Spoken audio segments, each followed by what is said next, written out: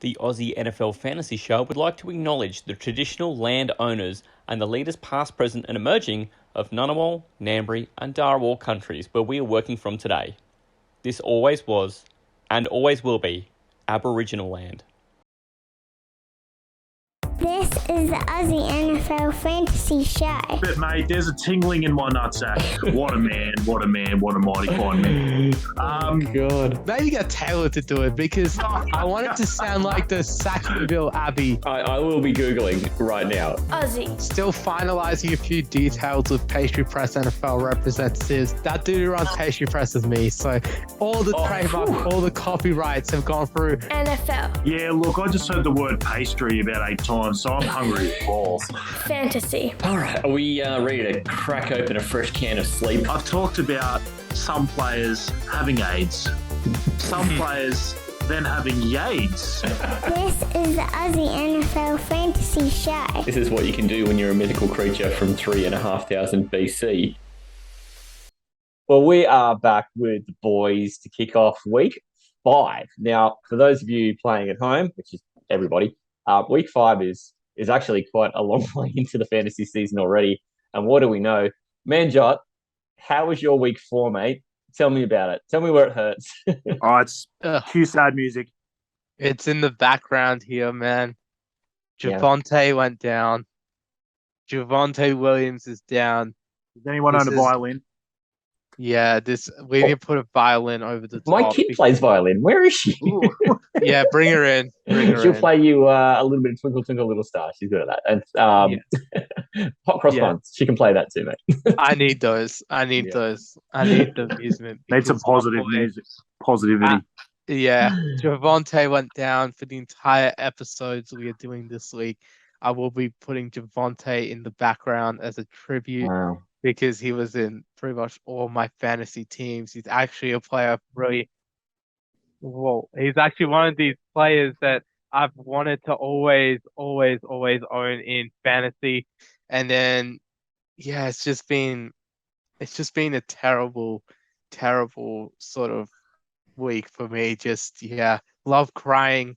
He was actually in real life football as well. I thought he's very good running back. Every game I was watching the Broncos, I thought they should have used him way more than that dude, Melvin Gordon. Totally. Melvin Gordon was fumbling every single game, and Javonte was just running all over defenses. What made the Niners loss hurt more was that Melvin Gordon got the winning touchdown, not Javonte on us. Who deserves it more? It was definitely Javonte. He deserved to beat the Niners defense more because the dude was great. Yeah, like Javonte would have got hit by Hufanga like that. But yeah, look, I'm very sad about Javonte. I'm happy the Niners won though. That was the good part of the week. All my fantasy teams sucked because of that Javonte injury. I actually lost all but one of my sleeper leagues this week. I went 1-on-1 on NFL.com. I lost the more important one, our league, of course. Yeah, I was 1 of 5 in freaking sleeper. And then tough out, man, John. Yeah, the only league I won there was freaking content team. I'm actually doing. That's the only league I'm actually doing good in. Yeah, I went 1-0 on Yahoo, and then ESPN. I haven't even checked. I'm probably just going to do a quick check while you guys are going on. But yeah, I'm pretty sure I lost in that Dynasty League this week. Yeah, I lost by 8 points in that Dynasty League. In my other ESPN, my redraft ESPN league, yeah, I freaking lost by like 60 points. So, yeah, I've been absolutely... It's nice to have the result early, though, isn't it? When you lose by that much, you go hell. and it was a team of guys like Mixon, Chase, Michael Thomas, Zeke Elliott. Of course, I freaking sat Mike Evans for Michael Thomas. It wouldn't have made a difference anyway, so that doesn't hurt that much. But hey, yeah. And it's the porn star method. If you're going to lose, you might as well get pumped. Exactly. That's good advice, Taylor. Good advice, man. Well, that's going in a drop. Yeah. Good way to start. Good start. Good start. Speaking of good stuff, Tay. I just realised I haven't even been introduced yet. I've already sort of dropped that. Yeah. Firstly, Good to have you as a guest on the show, mate, for Manjot and Matty's pity party. So welcome to the show. Good things happening in your world, though, I see. Mate, my background says it all. Indianapolis dog shit. That was one of my calls that I'm smelling my farts on was death taxes and Indianapolis talking themselves up only for their quarterback to suck. I think that's definitely happening again as the Titans got a divisional win over those assholes, and it was absolutely wonderful. So, mate, I'm on top of the world right now. I was 7-2 in my 9 leagues this week, and I think I'm 23-13 for the year between my leagues. So happy with how the year's gone so far. So was happy that I've been able to back it up from last year because no idea where I was going to fall between 2020 and 2021 being so different from each other. Stellar in the sky, weren't they? Yeah, exactly. So got a good win in Astro by about 70 or 80 points. Poor old Pete didn't have such a great week having Tua as his quarterback. So I scored about 138 or something, so it was a pretty decent week. But I was very, very happy with how week went. We'll touch on how starts of the week went later. You know, mate, I'm not going to foreskin too much. I'm sure we'll get to that later. Elephant-sized foreskin, by the way. There's a lot to cover in the show because so obviously we've got the pastries coming up in a little hot minute, and then also we've got to go through the recap on Dr. Good Call. That's going to be a long segment. Yeah, it is. You thought I smelled my farts already, mate. They're going to be some stinkers. Yeah. And then of course there is a whole new person with all sorts of felony charges against them in fantasy world who deserves to front the court and get their case heard. So there's a fair bit on before we get to even then starts of the week. But it's been a pretty negative week in a lot of ways because there's been a lot of injuries through the season so far. A lot of people complaining about how tough it is to get a lineup of any consistency at all. And I just kind of thought that it'd be a good way to highlight a little bit of that, just to play a little game to kick off the show. $20 says Taylor wins this because he fucking wins everything. You guys want to play a quick game? 3 questions? Sounds good, mate. Yeah. Okay. I didn't research my starts of the week nearly as well as I researched this segment. Okay, I can tell by the results. This is so quick game. What is the bet Taylor wins this too? All right, good to see I've written that down. That's question 1, is it? And correct. The answer is yes. Okay, all of these questions are just for the last 2 weeks. So we're talking fantasy weeks 3 and 4. In the last 2 weeks, no running back has had more targets than... What is some thinking music? Targets. No running back has had more targets than... Manjot. Your guess. My guess. I'm going to go with James Robinson. Taylor. I'm going to say Breece Hall. The answer's Breece Hall. Yes! Damn it. He was my second guess.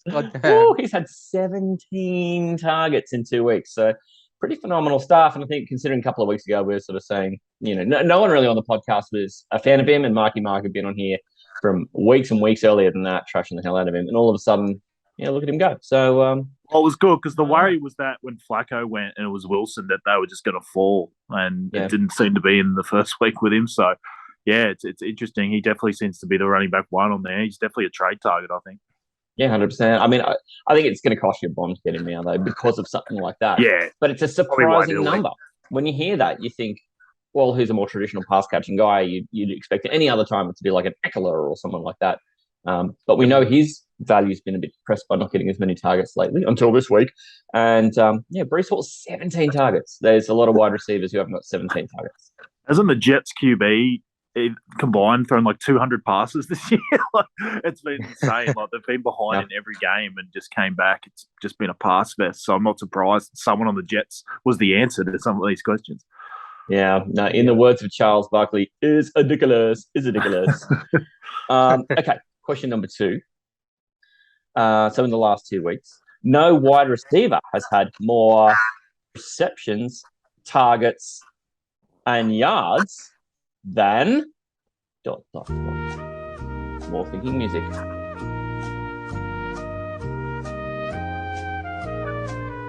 Really hard here. Good, because it's going to you first, Taylor. What do you got? It's a hard one because I'm getting mixed between people I feel like have had yards and people that have had receptions. It's Yeah. It's a bit of a hard one.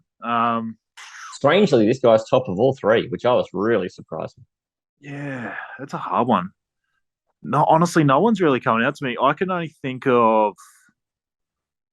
I know it's not him, but I'm just going to say Chris Olave. Whoa, I know it's not him. Manjot, stop Googling. I'm not. Don't worry. I'm going with Devonta Smith. Woo-hoo-hoo. These are two great guesses. Olave's second. Taylor's really on it. It's Hollywood. Yeah. Damn. He's got 28 targets, 20 receptions, 228 17 yards. targets or something he had last week. Yeah, he had heaps. That was the one game I didn't watch, so I didn't see it. Yeah. Cup had 19 targets on Monday Night Football, but yeah, Hollywood had it 2 weeks in a row. That's crazy numbers though, isn't it? Cup had a low game targets last week, like the week before. I know that he already had about 6 or 7 or something. Mental, right? No touchdowns on Monday Night Football for Cup though. Just want to remind you guys. No touchdowns. just a career high in receptions. Just a real shitty 14 catch, 100 and something yard game. That feels like it's good for the Niners. Like they really kept into a shit game. I've got this league, just a real quick tangent, where you get a point for a target, a point for a reception, and then bonus points for yardage and stuff like that. So once you get 100 yards and stuff. And Cup was just without a touchdown. He just dominated. He didn't even have a touchdown. Debo got a touchdown, didn't even score near what Cup did. It was amazing. All right, third one. Manjot, this is your only chance to bring this thing back, mate, and I'm coming to you first, so look out. Shit. In the last 2 weeks, no tight end has had more touches than... Let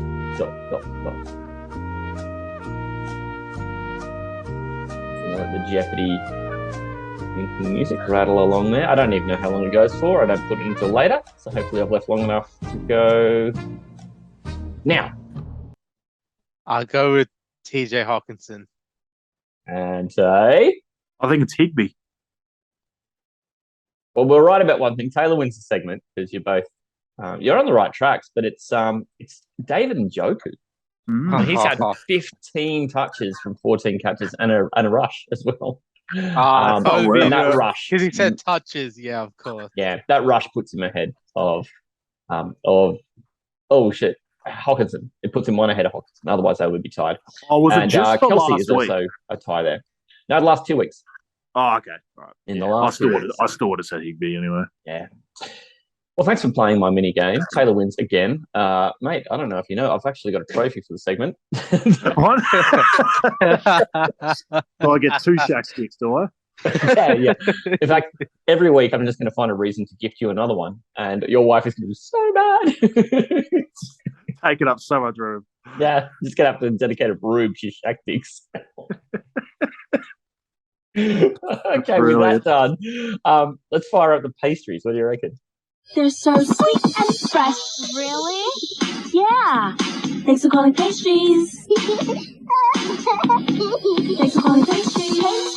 Pastries. I got all my pastries. Pastries. We get 'em while they hot. We get 'em while they hot. We get 'em while they hot.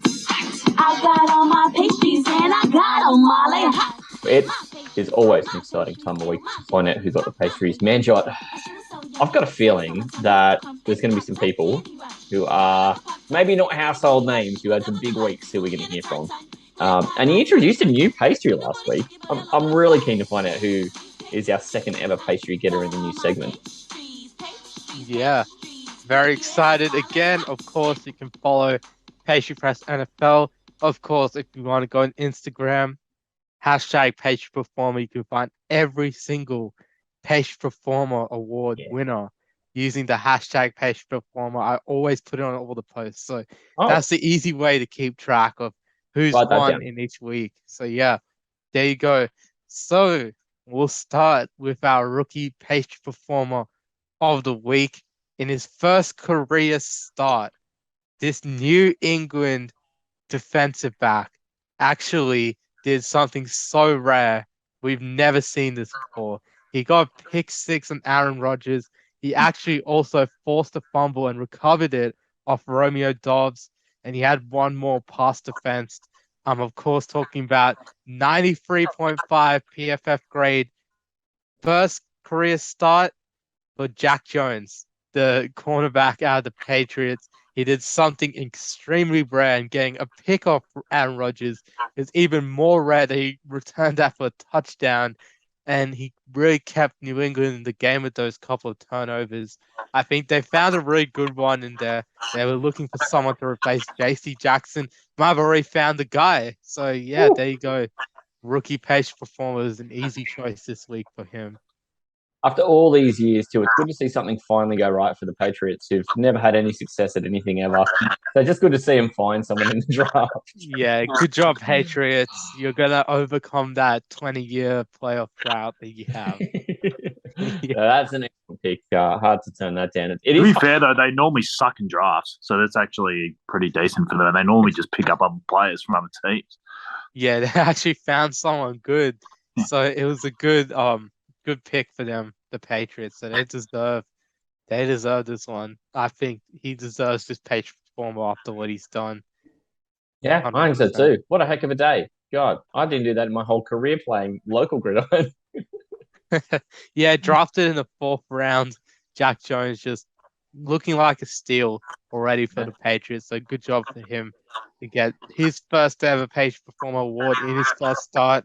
So he might get a Patriot Performer award every week in each game he plays from now on. He's never had a start where he didn't win the pastry. Yeah, exactly. So he's pastries per week. Pastries per week. It's a huge Every number. career start, he's won a pastry. That's never happened. Yeah, I think his mansion might actually start to grow now. We just have to call him Pastry Jones. That's it. Yeah, exactly. This dude, Jack Jones, Pastry Jones, exactly. Yeah. We got Fumble Jones, so why not Pastry Jones? Yeah, might actually have to replace the actual Jack on Pastry Press. No offense, Jack. No, we're not replacing you. Don't Paste worry, it, Jack. Sorry, no, mate. To the bench with you. Yeah. You have a think about how you contribute to the team, okay? Yeah. I mean, usually it's me just doing all the work, but he's our draft analyst, so we got to give Jack some praise. Go get him on the You show. found a way to smash him right there. That was pretty good. Yeah. No, don't worry. Strikes. The man knows. The man knows. Everyone knows Pastry Press. It's just me at this point, but it's all right. Jack is a very valued member of the team. He still gives us he gave some advice to the team of the week actually this week. I was debating with him who the quarterback would be. He's actually going to be one of the Pastry Performer Award individual winners as well. So yeah, let's get on to the Aussie Pastry Performer. Second time ever we've had this sort of award. Now, firstly, his teammate actually got injured. I'm obviously talking about Eagle here. Jordan Mailata got injured, so falls out to him. He's going to be a big loss for the Eagles if he's going to be injured that long. Hopefully, he's going to be coming back. But yeah, his game was pretty interrupted against the Jaguars. But his teammate Aaron Sipos, the former St. Kilda Saint. Yes, that's right, Matt. He used to play for your team back in the early 2010s. He used to be on St. Kilda Saints. But this week, he got 3 punts, 134 punting yards, so an average of 44.7, and 1 inside the 20. Just beat out my boy Mitch Wisnowski. I think he's just got to get the award there. I was looking for all the punters this week. A ton of punting stats here and there. And honestly, I got to give it to Stepos because Michael Dixon didn't even punt. Nah. Yeah. There was no punts in that game at all, I don't think. That was just wild. Yeah. Yeah, and I would honestly, I might actually have to share this one because I did miss that. I did forget about Cameron Johnston. Yeah, 3 punts for 156 yards, a 52-yard average, and 1 inside the 20. So, yeah, I think I actually got to give it to Cameron Johnston. My bad, guys. Quick reversal. But the extra stats just came in late. So Cameron Johnston from the Texans, but I just want to send my thoughts out to Jordan Mailata. There is a bit of a labour shortage in delivery at the moment. So if your stats package only just arrived, I wouldn't be surprised. Australia Post having a battle. Yeah, there was because I was doing all my fantasy stats research. That's the exact reason why the stats have been a bit down. So apologies, guys. The punting stats didn't come through. The rest of the stats came through though. So we're going on to the defensive Pastry Performers Here we go. So for the AFC, I've actually gone with a hero here. He saved his team with 2 interceptions, including a beautiful one in the corner of the end zone on my boy Lamar Jackson too. I'm of course talking about Jordan Poyer. He saved the game for the Bills. Absolutely deserves a Patient Performer of the Week award. He was incredible when you look at it from every single standpoint. I think Jordan Poyer, one of the best safeties in the league, especially without his safety partner, Michael Hyde, for the season. He's really got to step up. He was stepping up against the Ravens offense that was just absolutely going off in the first half. And I mean, he didn't really play too well, but then he's just made these couple of plays that I think deserve a spot as a Patient Performer of the Week, which is going to be a bit controversial considering a few of the other guys that really stepped up, like Max Crosby and I guess Jack Jones again. You could put in this conversation. There's a few Honorable of those mention. guys. Yeah, there's a lot of honorable mentions there, but I think Jordan Poyer, just how he like saved the game and everything. I know he probably had a few struggles here and there in that game, in that first half, but the way he went in the second half, he deserves an award in my opinion. So I'm willing to defend that one. Unlike the Aussie one where I went with a quick reversal because the stats didn't come in on time. But yeah, this one, no need to, because he was on the team of the week as well for a reason. So yeah, definitely. Now the NFC defensive Patient Performer. I've got to actually push an agenda here with this one because Here we go. I think 100% this guy has to be in the defensive Patient Performer of the Year conversations, defensive player of the year conversations. That's how normal humans say it. I say Patient Performer, defensive There's Patient foreskin everywhere. Performer. This is huge. Yeah, yeah. So you guys want to have any guesses who I'm talking about here? Taylor. No, I've got nothing. I just imagine the guy wears red and comes from somewhere on the West Coast. Yeah. Yeah. Who is it? Who is it? You guys got to be guessing here. Oh, Fred Warner. He doesn't wear red anymore. But hey, mate, isn't it just the best set of hair you've ever seen running off with that pick six on the Monday Night Football? Wasn't that just a great? He just jumps that route. See ya. Yeah. Talano Hufanga, he made the team of the week, but it's actually not him. It's actually his teammate. It's actually crazy. Him and his teammate Nick Bosa could be winning defensive player of the year. I went with Nick Bosa. He's leading the NFL in sacks with 6 sacks on the season in 4 games. Incredible stats. No one's talking up Nick Bosa. I don't know how the hell he's underrated at this point in his career. He's only in his 4th season. He missed 1 whole year. So really his 3rd season. And he's just absolutely still lighting the NFL world on fire. I don't understand how people are not looking at him as defensive player of the year. He had 2 sacks and astonishing 14 pressures in the whole game. 14 pressures on that offensive line. I know it was very injured, but they still had some decent players. We had an injured offensive line too, by the way. Just play against who you line up against. That's not Bosa's fault. Yeah, and he had 2 sacks, 14 pressures. This guy was going off, and I think he absolutely deserves it. Another couple of mentions, of course, Hufanga. Dexter Lawrence, who was playing an amazing game in the interior defensive line for the Giants, who had 5 tackles, 2 sacks, and 8 quarterback pressures himself. That was a pretty hard game to overlook. Of course, Fred Warner. Probably the difference in that game, to be honest, too. Yeah, Dexter he was Lawrence. Probably the difference, yeah. Yeah, he was great. Yeah. Fred Warner, Dre Greenlaw, Rashawn Gary, Trayvon Diggs, they all made the Patient Performer team of the week. And yeah, they all couldn't get this. It's a very hard award to win. Individual awards, they're a lot easier to pick, but then it's just like sometimes you see a ton of people who just deserve it. So yeah, it's been a big week across the board here. So now the Bosa Mansion. There you go. You can share it with Joe. You can share it with Joe. Your problem. Yeah, and your dad, John, and anyone else you want. Mom, I don't know. Yeah. Anyway, so we got the the offensive pastry performers. Now, this is actually very interesting with the AFC because I didn't actually have anyone in the team of the week on the AFC side, on the offensive side of the ball. So that's actually no AFC players made the offensive pastry performer team of the week, which is just insane. So this guy is probably the first since the team of the week started to actually not make the team of the week. I'm going with Josh Jacobs. I thought he had a great game. I actually had 3 running backs in the team of the week, and he wasn't one of them. And that's something. I know that's insane, but I put Penny, Saquon, and Miles Sanders all ahead of Josh Jacobs in the team of the week for all varying reasons. Yeah, he was very stiff to miss out. Yeah. Definitely deserves an honorable mention. He deserves a pastry performer at this rate because he was just going off, and I think he deserved it. He was pretty much the difference on offense, I reckon, against the Broncos. I know 100%. Devonta came back to form and everything, but I reckon Josh Jacobs 100% deserves a spot here for his team. And yeah, let's see what he can do because he's also another guy who really needs to bounce back, I reckon. So yeah, for him, very, very well done, mate, on your Pastry Performer of the Week award.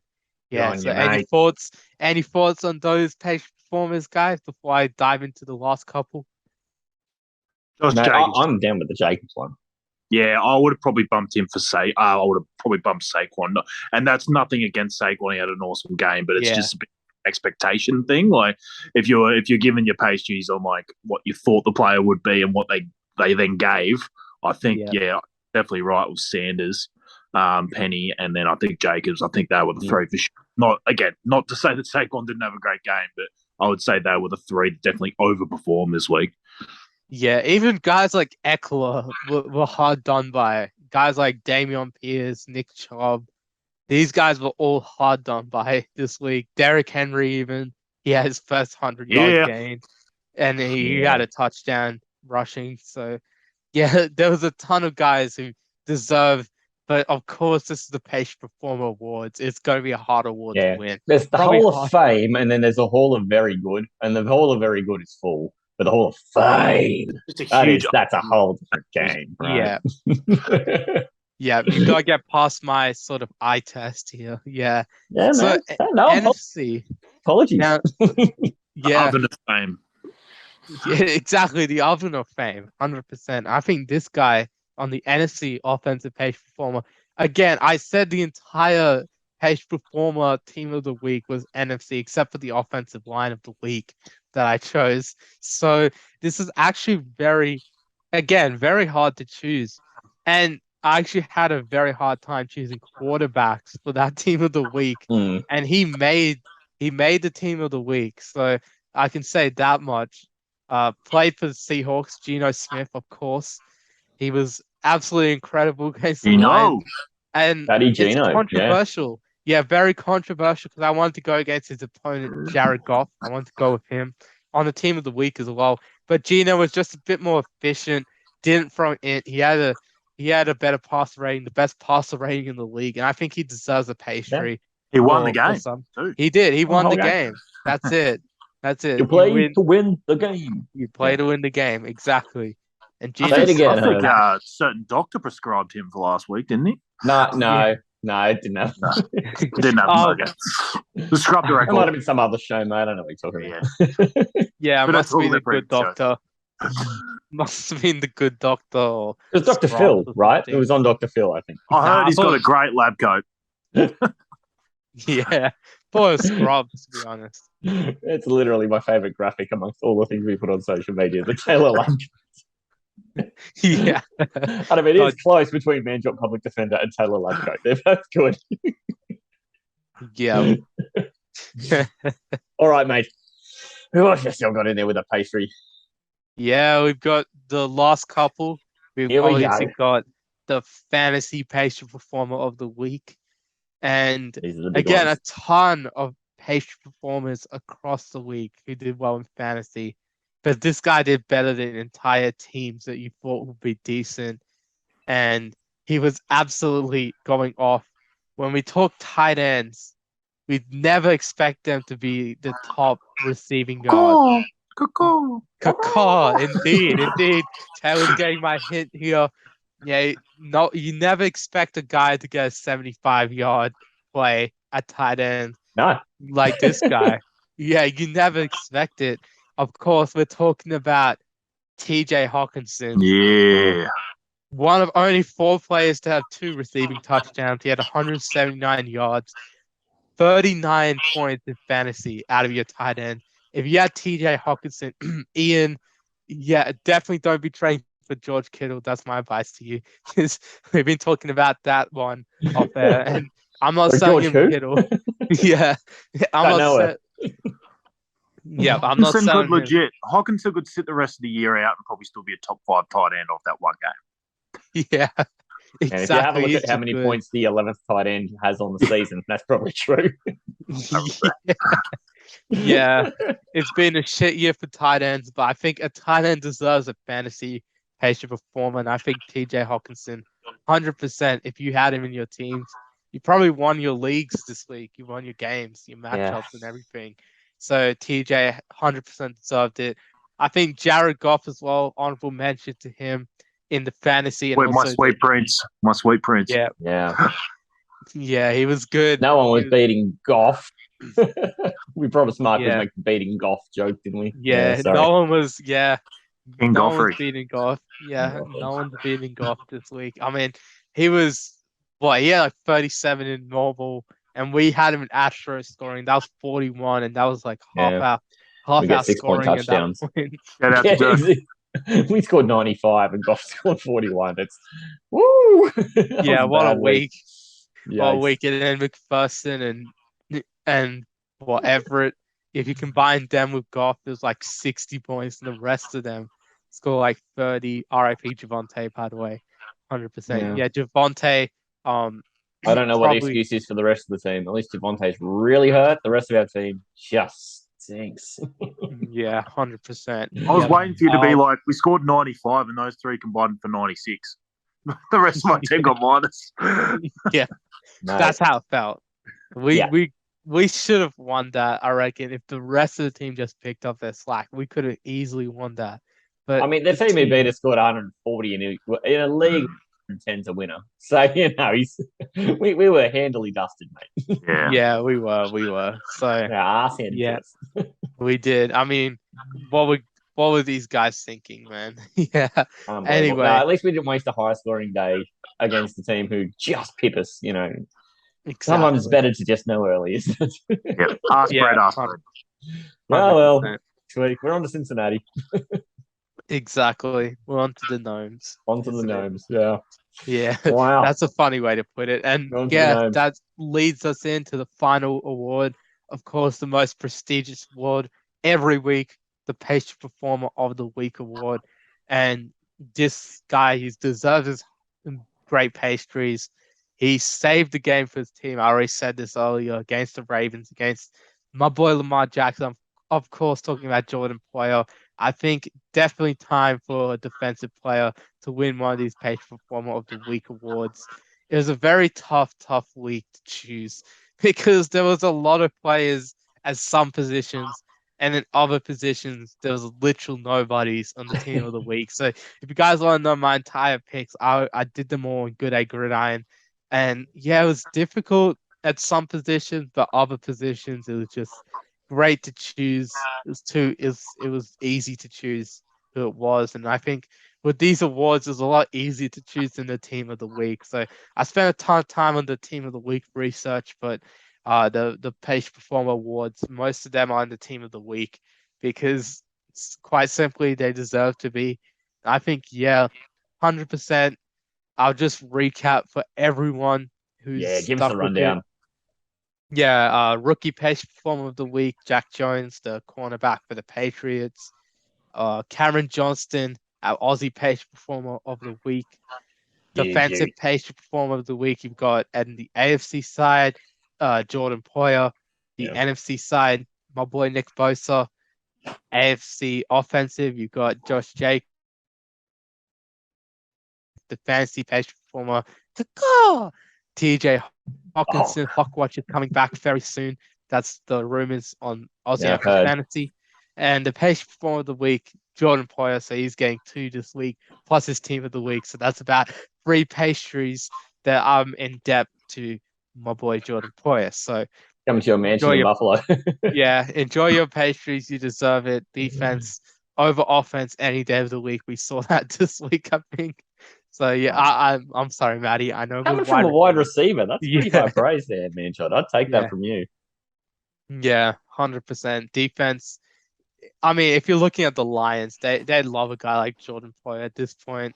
If you're really getting the most points scored in the league and then conceding the most points, that and you're going 1-3, that shows you defense wins championships. So 100% defense deserves Pastry Performer of the Week, and 100% Jordan Poyer was the best candidate. So yeah, definitely very interesting week. I reckon football was the great winner. 15 of the 16 games went to like one score at some point in the fourth quarter. And the one game was literally Cardinals and Panthers. And that's why I had no knowledge of any of the shit that was going on there. That's why I failed the quiz. So yeah, there we go. Half time, he packed it up. Another good week of football. I reckon this season is very weird. I think this is the most bizarre season I've ever seen. I thought last year was bad, but like as in not bad. Last year was good. Last year was just as bad in predicting as like bizarre in predicting as this season. But this season has just overtaken it, I reckon. It's just been crazy. So yeah, one of the craziest seasons. Can't wait for more. Yeah, more fantasy. Now we're going to have fantasy analysis on the next couple of episodes. Yeah. I mean, what a great way to start the week with all the awards. I love that we start with the look back in the rearview mirror of what happened in the previous week. And it does set us up in a good spot to start charging into the next week. It's a really valuable part of the show. And I'm glad that we've been able to introduce the pastry part into the Aussie NFL Fantasy Show. Yeah, And also exciting. that you can get the full teams through G'day Gridiron. Do you just want to give a quick plug on where we can get G'day Gridiron? Yeah, pretty much just Spotify. Just search it up. That's the easiest way. I have a full playlist of all the podcasts this week. We're not going to do a preview show because Ian's off this week. He's gone to Bathurst for the Bathurst 1000, so he'll be enjoying his day. Have fun, Ian. Well wishes to you, mate. On Bathurst and everything. So we'll be doing our entire previews on the social medias. So it's going to be fun. So you can catch us there, Page Press NFL, Good Egg Gridiron, and everything. Yeah, we're going to be growing. We've been seeing a lot of growth, a lot of people been listening. So thanks for the listens. I've heard people say our mini pod was good. This week's mini pod probably not good because the Colts suck ass and they're playing. Yeah, the Colts dog shit. That's what's meant to read. Total dog shit. Yeah, yeah, and they're playing Fucking. against another dog shit team in the Denver Broncos. And me and Ian have nothing to say. So guys, don't judge us just off that episode. Our recap show is way, way, way better. So just watch the recap show. Watch the mini pod after that. Don't let the mini pod be the book that judges by the cover, please. Please, guys. Like, yeah.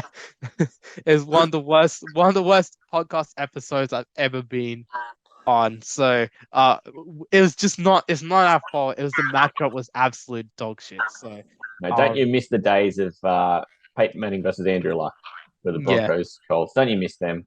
They were fleeting. Yeah, 2014 playoffs and shit. Yeah, those were the days. They were That the was like days, man. man, I remember just sitting You were here like on a TV. toddler.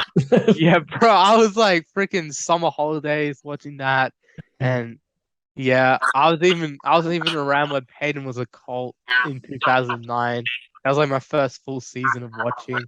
I remember coming home that day from school when he was in the Super Bowl. And I watched the Super Bowl replay. Crazy game that was. 100% the Saints winning that one. That was crazy. Yeah, so I was a Peyton, tough out, big man. I was cheering for idol. Peyton. Yeah, big idol of mine. I was a bit sad, but I was happy for the Saints. So I didn't really have too much loyalty at the time because I was just flip-flopping between teams every game. I was just like sitting there. I was like, oh, this team's winning. I'm gonna go for them. Oh, this team's winning. I'm gonna go for them. I mean, I still knew who Peyton was, kind of knew who Drew Brees was. So I watched them the week before against the Vikings. So I kind of had more knowledge of who the Saints were than the Colts. So I was probably more on the Saints side.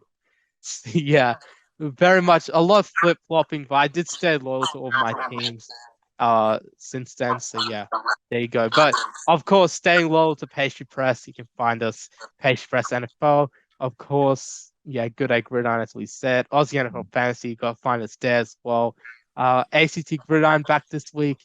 Obviously, hopefully Pastry Performers are out before then. I think this will be out that Thursday night. So yeah, ACT Gridiron will be on Saturdays. Definitely be checking that out. We almost got like 2,000 views on the last game. So we're actually growing the league a lot and stuff through the live stream. So if you guys continue your support, then absolutely we'll continue. I think we're going to introduce a live chat sometime soon. So it could be a real good chance to talk to me and Matty live and just give us all your questions. We can be talking to you at halftime and everything. We've got special guests this week, actually. So stay tuned for that. Yeah, we're gonna keep that under wraps, or we're gonna tell everyone. No, we're gonna have some presents up in the box. It'll be great. Yeah, we're gonna get all these links too to all these things that Manjot mentions through our own link tree too for the Aussie NFL Fantasy. Just head to Linktree and punch in Aussie NFL Fantasy, or just throw those words into Google, and we'll come up at the top of the page. And the links to all of that are just on that page. Just one-stop shop for all the ACT Gridiron live stream, the Pastry Press, the G'day Gridiron, you name it. It's all there. All of it's there. Even a link to our own merchandise store. So get amongst it and get in and subscribe to all of these, because you don't ever want to miss an episode of G'day Gridiron. You don't want to miss when we're going live on the ACT live stream. You certainly don't want to miss the Aussie NFL Fantasy Show, right? Yeah. Yeah, 100%. Yep. And the most important thing that I took from all that is that Indianapolis suck pure ass. Yeah.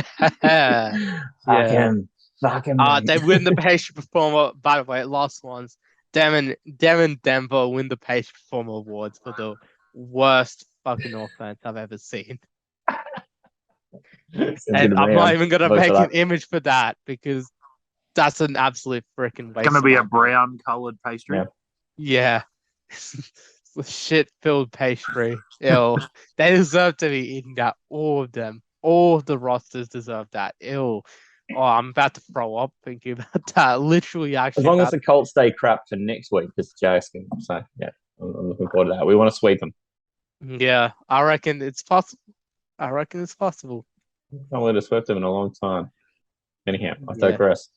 The very next segment is probably going to be, well, I don't know. I don't know how this is going to go, but Taylor's all of a sudden sparked into life and he's got a big grin on his face because he knows the doctor is here. The doctor is in. Mate, you ready? You got your throat cleared? You ready to gloat? Can't possibly be ready for this. My next player caught AIDS in overtime, apparently. He decided he had dick fingers. How nervous are you? Yeah, I've been nervous. We've benched him already in a 16-team league. So, and what's he even doing? Has he got the Auslan lady on the sideline sending it in? He had barely anything in week one, even though he jagged a touchdown in garbage time. Should we move on to a sunnier subject, please? Yeah. Feeling sad. Against the Titans, because it's the Titans, and my God, I'm giving them back the Guinness World Record for our secondary. Like, they are just dog shit. Dr. Goodcall definitely diagnosing correctly. They were 24th against quarterback in 2021. I think they're going to be 50th this year. They are so bad. Matty, what's going on over there? I'm very happy about this.